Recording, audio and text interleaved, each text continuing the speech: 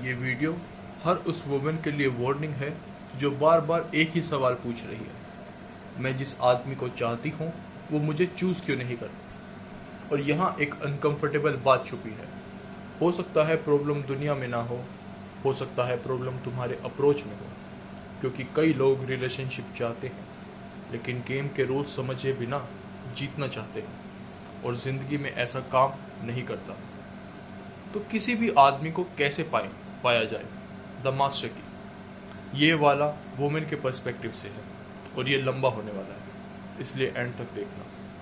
पिछले कई महीनों से बहुत लोग बोल रहे थे कि रिलेशनशिप्स को वुमेन के पर्सपेक्टिव से डिस्कस करो, खासकर उन वुमेन के लिए जो उन्हीं मर्दों के साथ रिलेशनशिप चाहती हैं जिन्हें वो एक्चुअली पसंद करती हैं। और अगर तुम उनमें से हो या फिर ऐसी किसी लड़की को जानते हो तो आज तुम्हारा लकी डे है। मैं सिर्फ एक नहीं 3 एपिसोड बनाने वाला हूँ इस टॉपिक पर और ये पहला है। लेकिन शुरू करने से पहले कुछ कंडीशन है। पहली बात, अगर तुम किसी आदमी के साथ रिलेशनशिप में अपनी नीड्स मीट करने में इंटरेस्टेड ही नहीं हो तो ये तुम्हारे लिए नहीं है। तुम्हें यहाँ ज़्यादा इंटरेस्ट की चीज़ें नहीं मिलेंगी। दूसरी बात, ये किसी भी रैंडम आदमी के साथ रिलेशनशिप सिक्योर करने के बारे में नहीं है, वो कंपैरेटिवली ईजी है।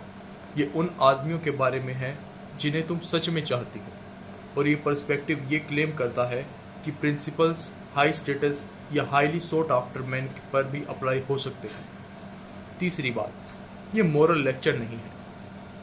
ये नहीं बोल रहा कि वुमेन को एथिकली क्या करना चाहिए। ये सिर्फ ये क्लेम कर रहा है कि कुछ बिहेवियर्स प्रैक्टिकल सेंस में ज़्यादा इफेक्टिव हो सकते हैं। सब क्लियर?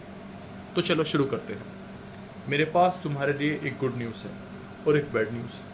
पहले गुड न्यूज़ आते हैं और गुड न्यूज़ बहुत बड़ी है। क्लेम ये है तुम किसी भी आदमी को पा सकती हो अगर तुम्हारे पास उस तक एक्चुअल एक्सेस हो, यानी तुम उससे कांटेक्ट कर सकती हो, मिल सकती हो। बस सेलिब्रिटी हो या कंप्लीट स्ट्रेंजर, सब पर यह अप्लाई नहीं होगा।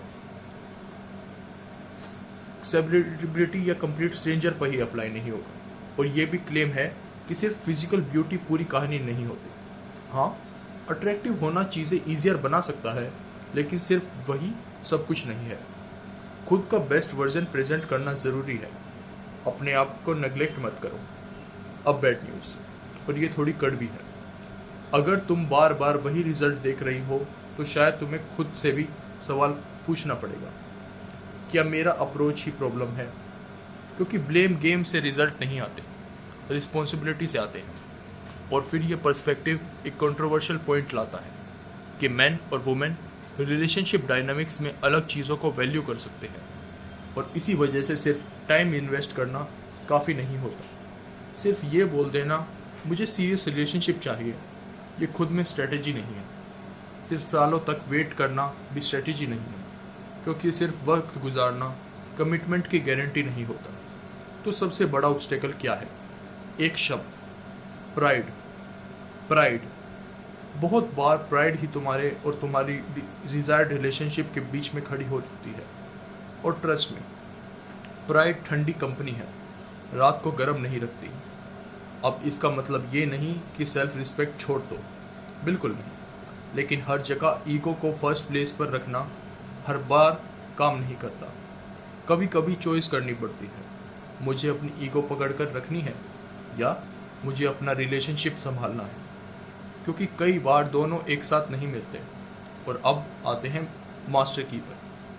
3 चीज़ें हैं, 2 चीज़ें करनी है, 1 चीज़ नहीं करनी। और आज हम पहली चीज़ की बात करेंगे, मास्टर की। सबसे इम्पोर्टेंट फैक्टर, स्पीकर के हिसाब से एक वुमेन को रिलेशनशिप सिक्योर करने के लिए यूज़फुल बनना पड़ेगा। यूज़फुल और फिर से यूज़फुल। यह आर्ग्यूमेंट ये है कि बहुत लोग डेटिंग को उल्टा देखते हैं। सब फोकस होता है मुझे क्या मिलेगा, मेरे लिए क्या करेगा। लेकिन यहाँ पॉइंट ये है कि हाईली ड्रिवन आदमी की लाइफ यूजुअली पहले से बिजी होती है। उसके गोल्स होते हैं, उसके मिशंस होते हैं।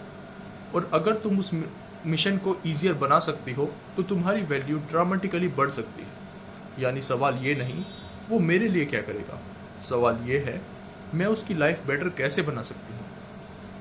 क्योंकि अगर तुम किसी की लाइफ में एक्चुअल वैल्यू क्रिएट करती हो तो धीरे धीरे तुम उसकी लाइफ उसकी एवरीडे रियलिटी का पार्ट बनने लगती हो और वैल्यू को रिप्लेस करना मुश्किल होता है। अब हेल्प का मतलब क्या है? फ्लावर भेजना, रैंडम टेक्स्ट, क्यूट जेस्टर, अच्छा है, लेकिन यहाँ बात प्रैक्टिकल सपोर्ट की हो रही है। उसकी लाइफ समझो, क्वेश्चन हल्के से पूछो, ऑब्जर्व करो, सुनो वो क्या कर रहा है, किस डायरेक्शन में जा रहा है, उसके प्लेट से क्या चीज़ उठाई जा सकती है, उसकी लाइफ को थोड़ा इजी कैसे किया जा सकता है। मील प्रेप, लॉजिस्टिक्स, रिसर्च, उसके कुछ काम करना, प्रोएक्टिव हेल्प, ये सब एग्जाम्पल्स हैं। और पॉइंट ये है, अगर तुम किसी के सक्सेस में इन्वॉल्व होती हो तो जब वो ऊपर पहुंचता है तुम उसके साथ खड़ी होती हो। और यहाँ एक और अनकंफर्टेबल लाइन आती है, ज़्यादातर लोग अटेंशन के लिए compete करते हैं, बहुत कम लोग एक्चुअल हेल्प के लिए compete करते हैं, और शायद यहीं अपॉर्चुनिटी छिपी होती है।